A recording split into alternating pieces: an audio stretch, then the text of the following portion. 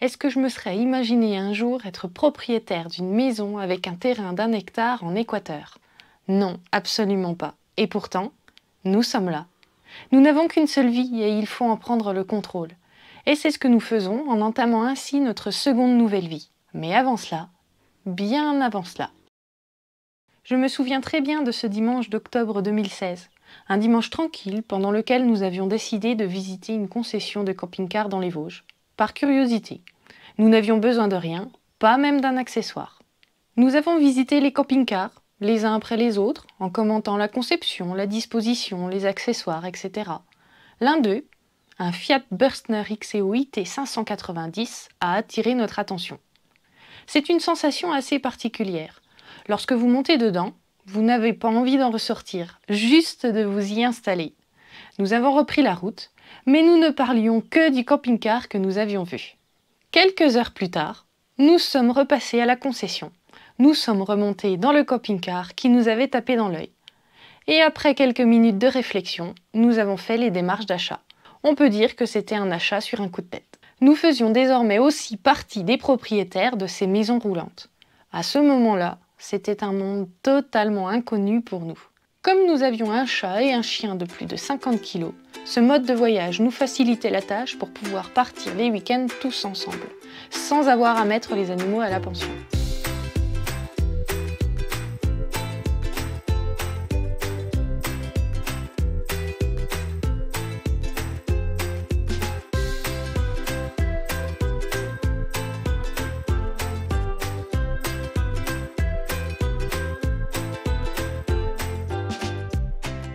Ce jour-là est né dans nos cœurs à tous les deux l'amour du voyage en camping-car, cette recherche d'indépendance, de liberté.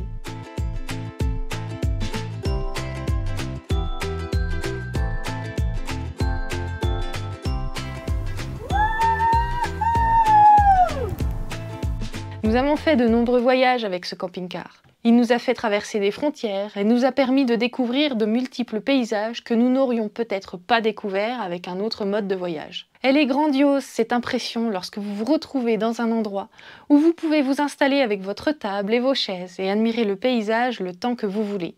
Et ce plaisir lorsque vous ouvrez les yeux le matin avec la vue sur la mer ou bien le Mont Blanc. Grâce à ce camping-car, nous avions déjà accumulé de nombreux souvenirs en Haute-Savoie, en Normandie ou même dans de multiples villes d'Espagne et du Portugal.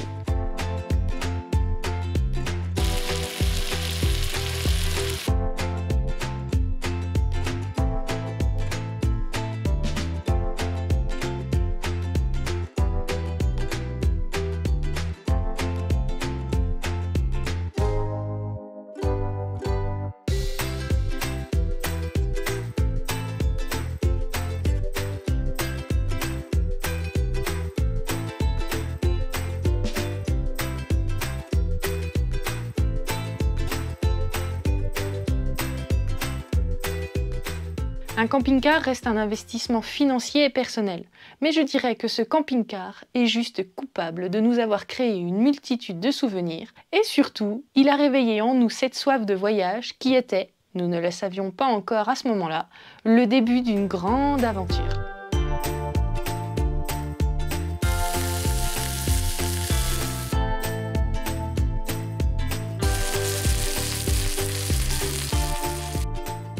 Vous êtes-vous déjà dit « Tiens, j'aimerais bien faire ça un jour ». Mais cela ne reste qu'une pensée, et puis d'ailleurs vous passez à autre chose sans même avoir pris le temps d'analyser si c'est réalisable ou pas. Eh bien nous, à plusieurs reprises, nous nous sommes dit « Et si on plaquait tout pour voyager à travers le monde avec un véhicule aménagé ?»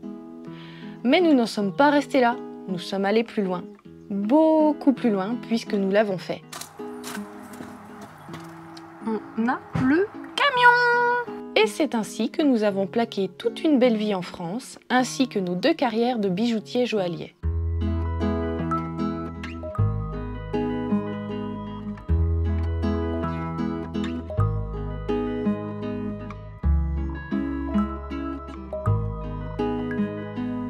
Nous avons fermé et vendu nos 2 bijouteries.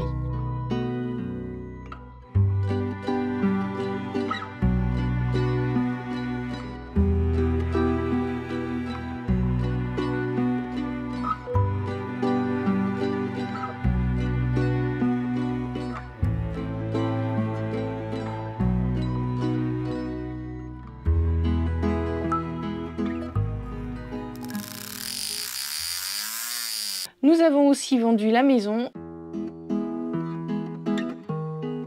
et tous nos véhicules.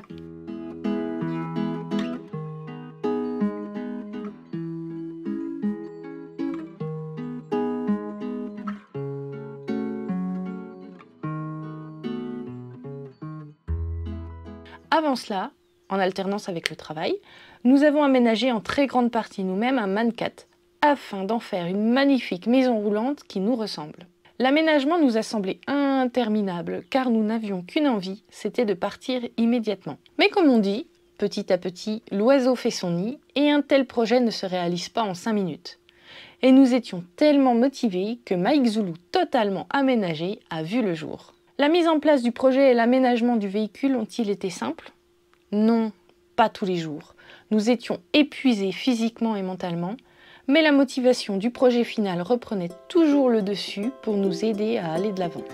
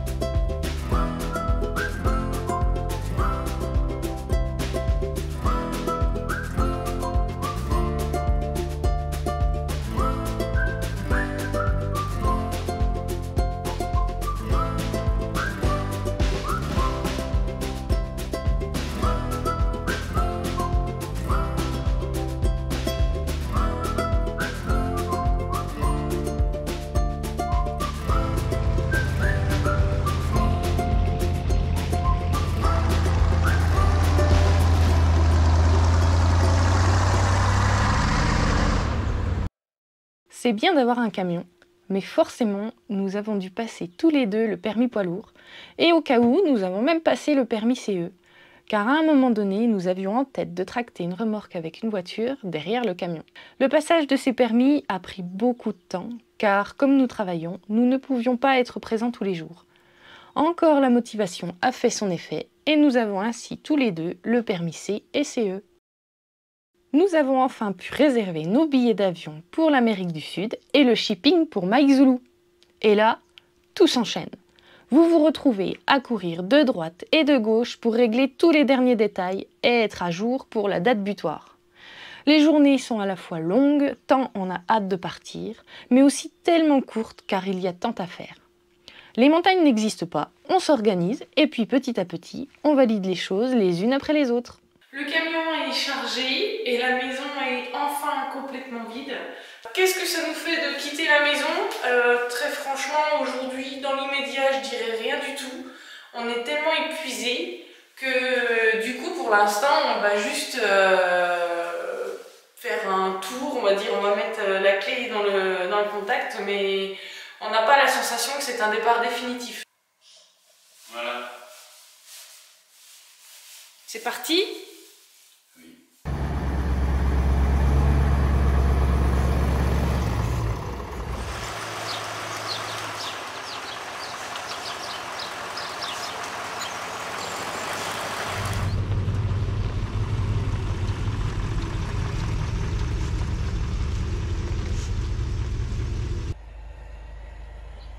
Il est maintenant l'heure du départ, mais aussi le moment de dire au revoir à tous les proches que l'on ne reverra pas de sitôt.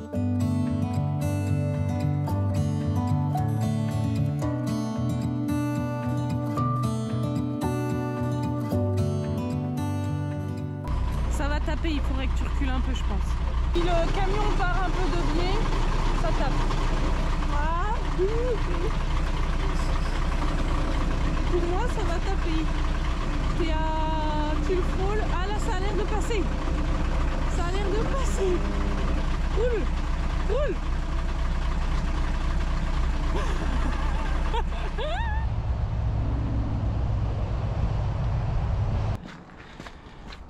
Et hop, en voiture.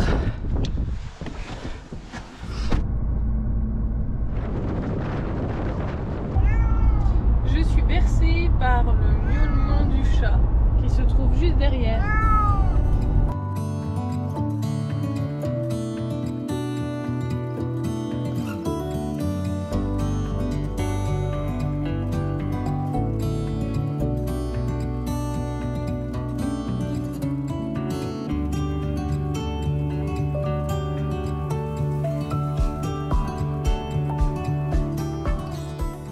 On file en verse, on dépose le camion, ce qui n'est pas simple car en raison d'une tempête, le bateau est retardé et il nous faut retourner au port afin de laisser les clés de la cellule.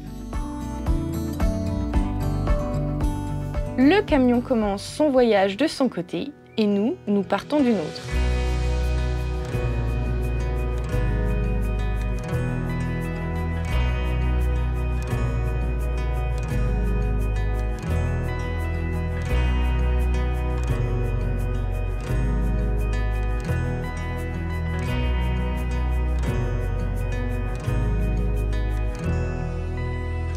Aéroport de Paris, une nouvelle épreuve nous attend, celle de laisser notre chat d'amour partir seul dans un monde qui lui est totalement inconnu, celui des soutes de l'avion.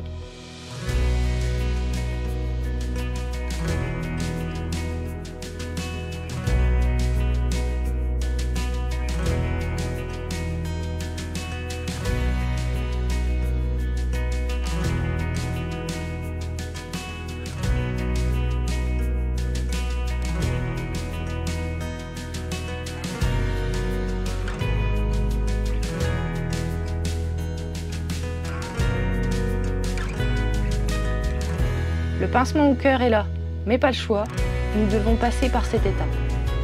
À dans quelques heures, Minou, sur un autre continent.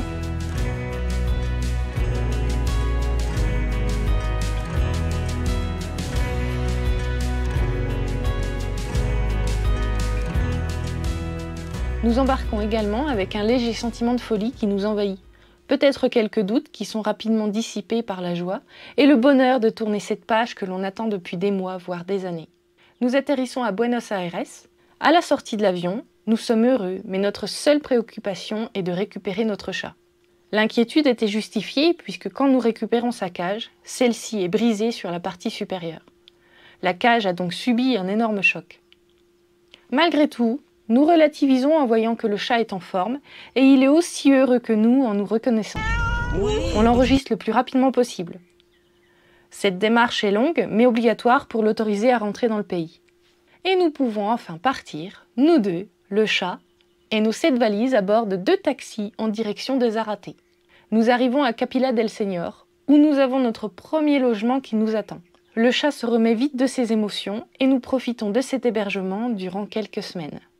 Le bateau qui transporte notre camion a 2 semaines de retard. C'est pourquoi nous devrons même trouver un autre hébergement sur Zárate pour l'attendre. Mais ça n'est pas grave, nous en profitons pour découvrir les environs avec une voiture que nous avons louée.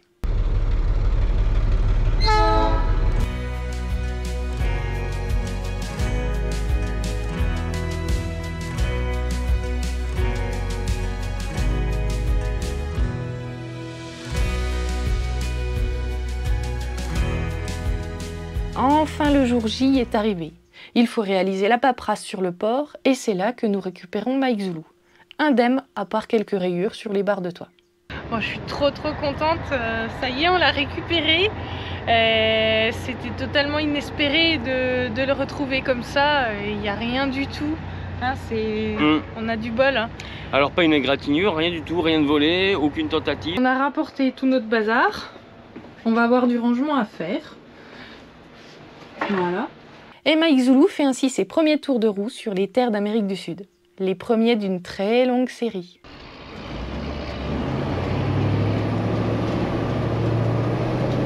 C'est parti! À l'aventure! En effet, durant quasiment 3 ans, nous roulons avec notre camion vert flashy à travers l'Argentine, l'Uruguay, la frontière du Brésil, le Chili, la Bolivie, le Pérou, la Colombie et l'Équateur.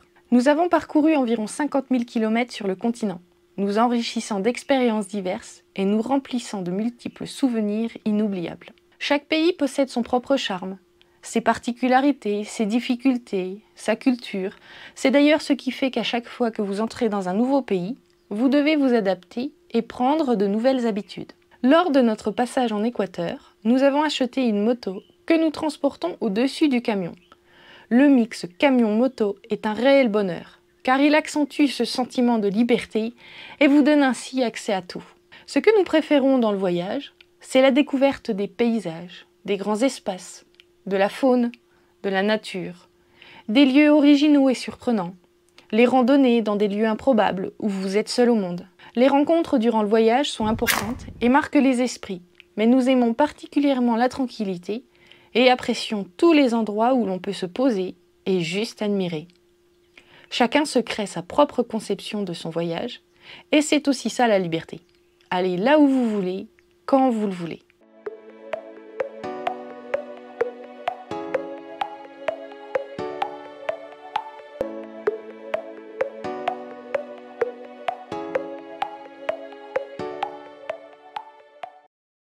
L'Uruguay est le premier pays que nous avons découvert avec Mike Zoulou. C'est un pays un peu délaissé, mais où vous pouvez découvrir de belles choses, que ce soit sur la côte ou dans les terres. Quand vous commencez le voyage, le changement par rapport à l'Europe n'est pas brutal, car on y trouve de tout. Le pays est sûr et relativement développé. Nous avons beaucoup apprécié de découvrir ce pays où nous avons fait de belles premières rencontres, où nous avons vu notre première faune d'Amérique du Sud, comme les nandous ou certains oiseaux. Nous avons vu de très beaux paysages, passé du bon temps au terme d'Arapé et découvert nos premiers spots en pleine nature. À la limite du Brésil, l'Uruguay nous a aussi permis de mettre les pieds à 2 reprises au Brésil, grâce aux villes de Chuy et de Rivera.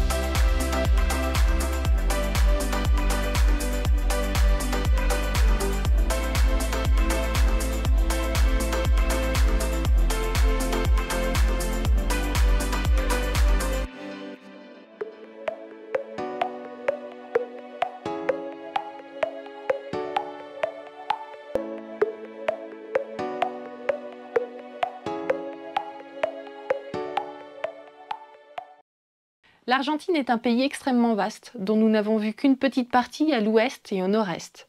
La population vous alpague facilement, même si vous êtes au téléphone. On pourrait considérer cela comme de l'impolitesse, mais c'est finalement leur façon d'être. Au début c'est choquant, et puis on s'y fait. Et malgré tout, ils sont fort sympathiques, très avenants, et n'hésitent pas à vous faire découvrir les environs. Dès l'instant que vous quittez la civilisation argentine, vous vous retrouvez au milieu de paysages magnifiquement vastes. Nous nous sommes super bien sentis à Posadas, une ville plutôt méconnue, mais qui a tout son charme et où il fait bon vivre. Nous y avons d'ailleurs passé 2 mois et demi, au cours duquel nous avons tout simplement profité de la vie. Nous avons installé les barres stabilisatrices sur le camion, et Didier a réalisé sa formation de paramoteur afin de pouvoir s'envoler n'importe où il en aurait envie, lorsque les conditions aériennes seraient réunies.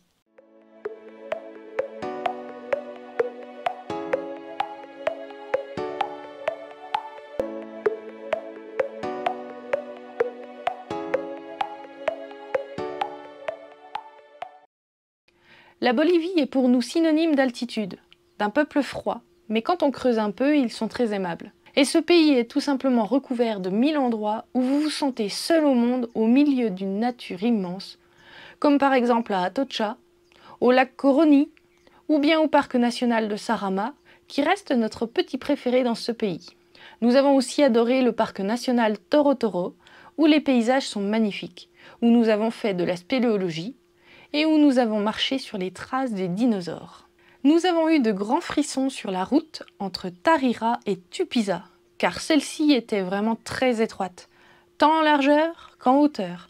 Et je peux vous dire que j'ai vu le précipice à ma droite de près, de très près. Mike Zulu a assuré, et surtout le chauffeur. Malgré l'angoisse de cette route, elle était magnifique, et nous aurions regretté de ne pas être passés par là. Évidemment, les souvenirs sont aussi grandioses sur le Salar d'Uyuni, que nous avons totalement traversé et où nous sommes restés durant 5 jours en observant une vaste étendue blanche, mais merveilleuse.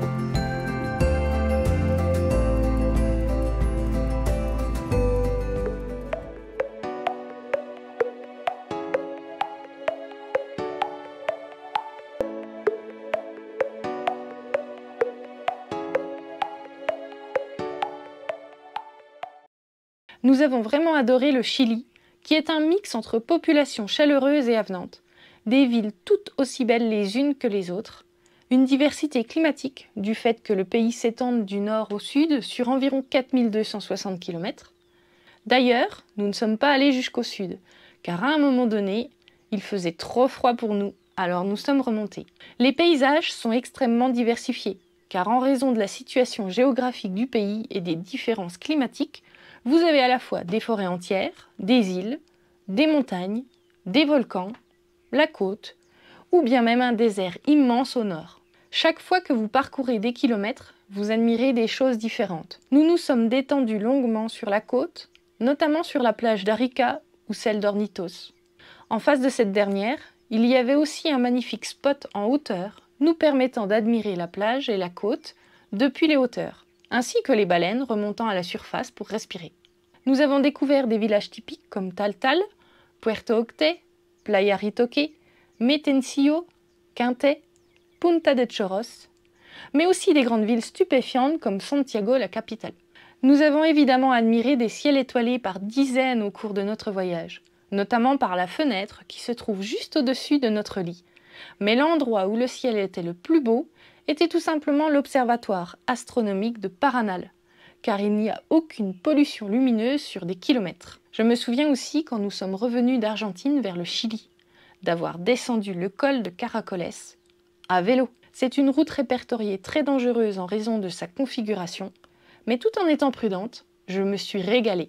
Nous nous sommes rendus sur l'île de Chiloé, où nous avons eu plusieurs jours de pluie, mais cette île reste pleine de surprises et très jolie. Nous avons passé plusieurs jours au parc national Conguillo, où se dressent de multiples arbres originaux, les araucarias, au pied de plusieurs volcans.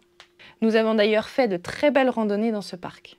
Nous avons sillonné à travers le parc national Nevado Tres Cruces, où nous avons eu très froid, jusqu'à moins 14 degrés, mais où nous avons pu admirer encore des paysages sublimes, dont la Laguna Verde.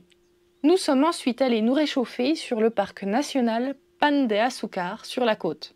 Au Chili, on ne peut pas oublier le désert d'Atacama et les environs de San Pedro de Atacama, où nous sommes restés une vingtaine de jours. Il faut dire qu'il y a beaucoup de choses à voir. La Laguna Verde, la Laguna Negra, les geysers El Tacio, la Laguna Chaxa, où vous pouvez côtoyer les flamants roses de très près, la vallée del Arcoiris. Autant dire qu'on en a pris plein les yeux.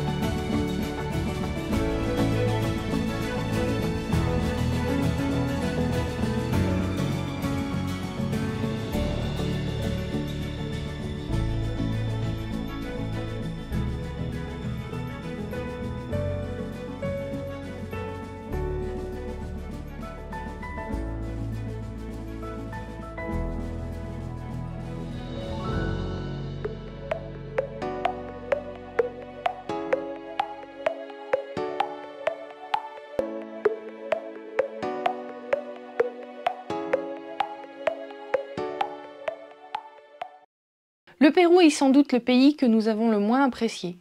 Il dispose pourtant de belles merveilles. Malheureusement, ce pays n'est pas entretenu et devient juste une décharge géante et malodorante. Malgré cela, nous avons tout de même apprécié quelques endroits comme la ville d'Arequipa, Puerto Inca sur la côte ou des oasis telles que Huacachina. L'Amazonie péruvienne est aussi très jolie avec une végétation luxuriante. Nous n'avons pas visité certains sites car trop touristiques à notre goût et nous avions déjà visité le Pérou quelques années auparavant en voyage temporaire, ce qui nous a permis de constater l'évolution désastreuse de l'entretien du pays.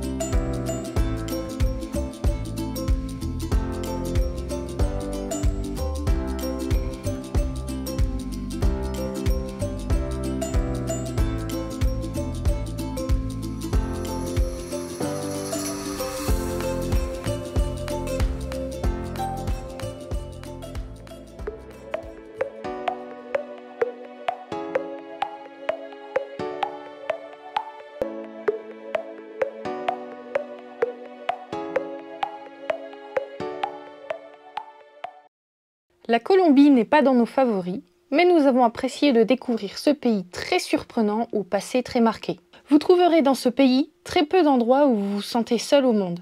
En réalité, ça n'arrive jamais. Il y a du monde partout. L'endroit le plus tranquille que nous ayons trouvé est le canyon de Chicamocha, où nous avons fait une sympathique balade à moto. Mais si vous aimez la présence humaine, il y a de très beaux endroits à voir, comme le sanctuaire de Las Laras, le secteur d'Armenia, Rardin, Medellín qui est un brouhaha permanent, Guatapé et la Piedra del Peñol et bien d'autres. Le village typique que nous avons apprécié est Barichara, où nous regrettons de ne pas être restés plus longtemps, car le village et les habitants sont agréables. Nous avons apprécié de découvrir en Colombie les plus hauts palmiers du monde, d'abord dans la vallée de Cocora, mais en réalité cette vallée se meurt. Vous avez une meilleure immersion dans la vallée de Carbonera, où il faut une bonne forme physique ou un excellent véhicule pour vous y rendre. Dans ce pays, nous avons aussi fait des rencontres de qualité telles que Kika et Anouar du camping La Bonanza, où nous sommes d'ailleurs restés durant presque 3 mois. Grâce à eux, nous avons aussi rencontré Sandra et Fofo, un couple brésilien adorable qui parcourt le monde, avec qui nous avons passé beaucoup de bons moments.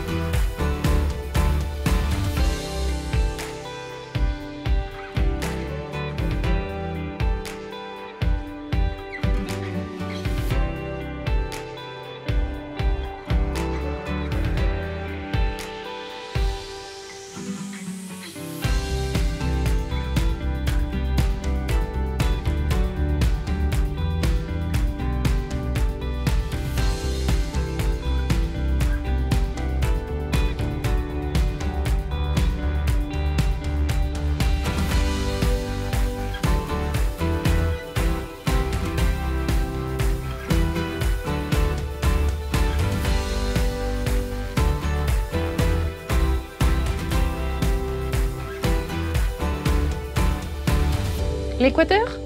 Eh bien, nous y revenons un peu plus loin. Concernant les rencontres, au cours d'un tel voyage, elles sont nombreuses et diversifiées. Certaines plus riches que d'autres, certaines plus mémorables que d'autres. Peu importe le pays, je dirais que nous avons fait des rencontres de qualité et inoubliables dans tous les pays. Nous avons encore d'ailleurs contact avec certaines personnes. Okay. Didier aussi, hein. Je fais tout pour manger.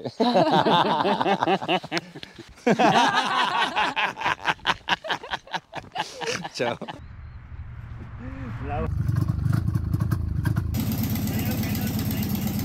Muchas gracias, todo el mundo.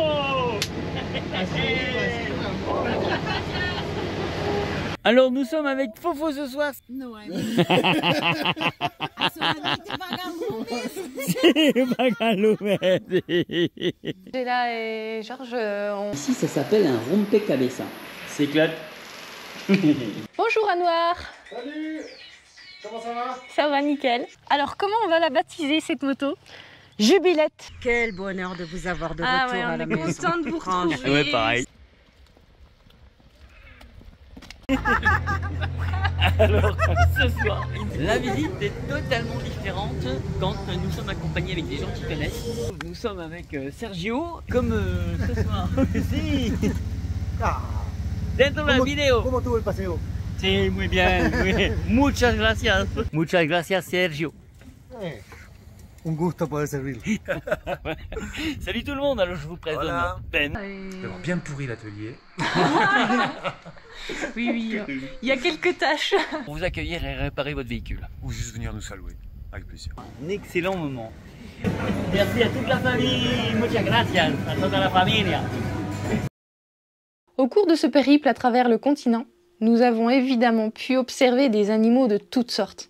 Et je dois dire que cela fait aussi partie des choses que l'on préfère dans le voyage. La nature est magnifique et c'est vraiment agréable de la contempler et de l'immortaliser. Comme nous avons traversé des climats différents, des altitudes diverses, des reliefs qui ne se ressemblent pas, nous avons observé une faune allant du minuscule insecte aux animaux beaucoup plus imposants, en passant par les oiseaux, mais aussi les poissons ou les baleines.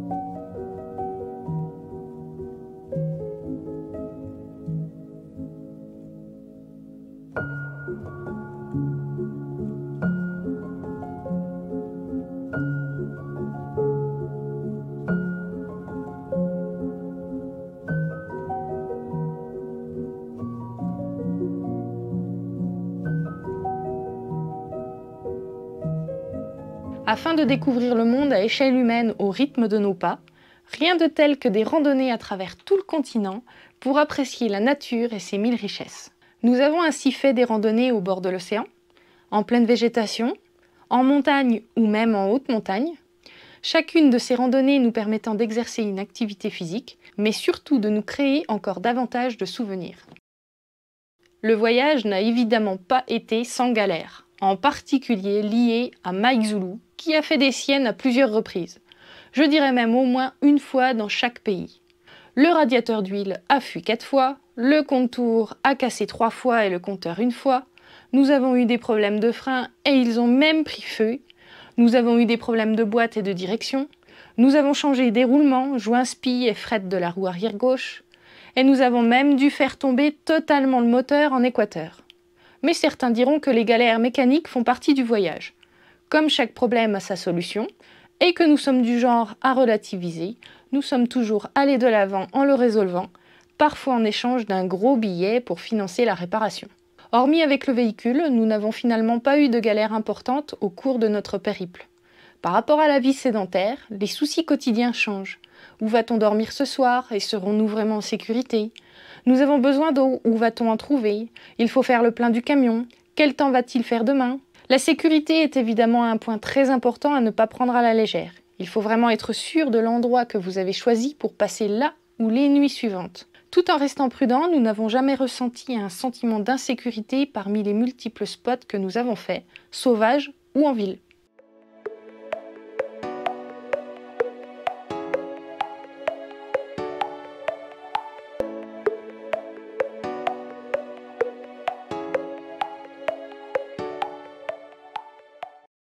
Au plus profond de nous-mêmes, nous ne voulons pas revenir vivre en France.